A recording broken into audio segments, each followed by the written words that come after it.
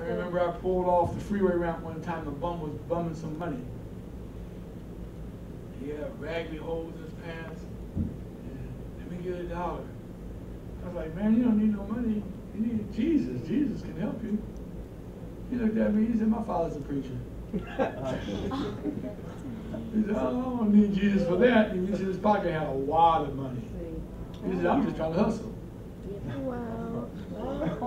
Man, I felt so bad. I felt like slapping him. I was just stop right there, get out the car. You look, you just beat down right there. Steal your money, if I'm gonna rob your money.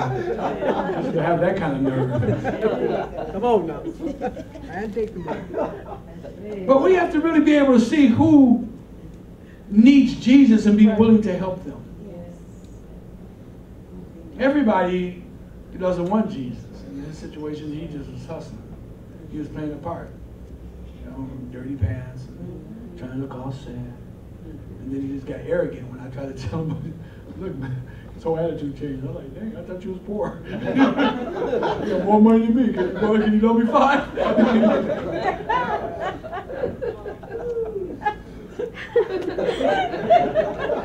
Well, I'm telling you, some things in life will just make you laugh, don't it? You know, life is hilarious. You can't really get mad about it sometimes. Blessed are the merciful, for they shall obtain mercy. They shall have the heart. You begin to take on a whole different kind of heart when you are able to do 3, 4, and 5. You come, Lord, what is it you want me to do? Verse 5, meekness. In verse 8 it says, blessed are the pure in heart, for they shall see God. Mark, keep your place in Matthew and go to Mark chapter 7. Blessed are the pure in heart. Sometimes you just read that and just kind of read over it. Because we don't take the time to slow down and try to dissect the word pure. As you grow in God, the thing that you have to do is what's called a word study. You have to take time to study words and see, well, what does this word mean? And what does that word mean? And so that can help broaden your understanding of the text. Right. It's important that Christians become critical thinkers.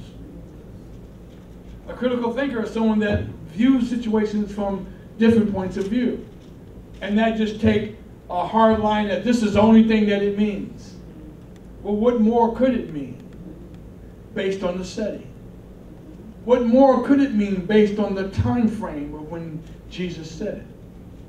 What more could it mean when it's dealing with me and my situation versus dealing with you or you and your situation? All right, come on, Pastor. The pure deals with the very center of our being. The pure in heart. This word heart is not talking about your emotions. Oh, I feel so good. Those that have pure feelings. No, it's not what it's talking about. The word heart there is talking about your mind and your will and your emotions. Blessed are those that have a pure mind, your thinking. That's why the devil attacks our mind so hard. That's why when he sends those texts around on the phone, it impacts your mind. And then pretty soon, after a period of time, you begin to think differently. Once the mind becomes corrupted, you are no longer the salt because your mind has become contaminated. The mind is the thing that gets you going and gets you started down the wrong road. You can't still get somebody on cocaine the first time because they ain't never heard of it. What's that?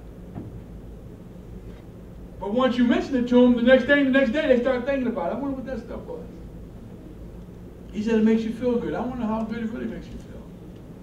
He said it don't cost that much. I wonder how much it really does cost. Come on, Pastor. Next thing you know, you're over at the guy's house and he's saying, listen, you ain't got to pay nothing. You can have just take a little hit. He's now got your mind. Oh, no, man. I already made a commitment. I ain't going to never do drugs. Okay? See you later. And as you walk out, say bye to the 10 women that are standing around this guy. All fine. Now your mind is all messed up. Because you're equating things in your mind. Your mind is working hard. And the enemy is constantly speaking to you, into your mind. Perverse things. And from your mind, your will goes into play. Once you make a decision, that's what your will is, to do something, you won't do it. Come on. It's truth. When you decide you're not going to do it, you don't. But once you make the decision that you are going to do it, it's just a matter of time. That's right. And the devil takes his time when he lays the trap out there. He just lets you fly around while you're thinking. All right. Come on down low, you go back up while you're thinking. But once you make your decision, you come down and you begin to eat. Once your will is connected to your mind, and if your mind is not pure, then it will cause you to do things that you never thought you would do. The devil will take you further than you ever wanted to go and make you do things you never dreamed you would do.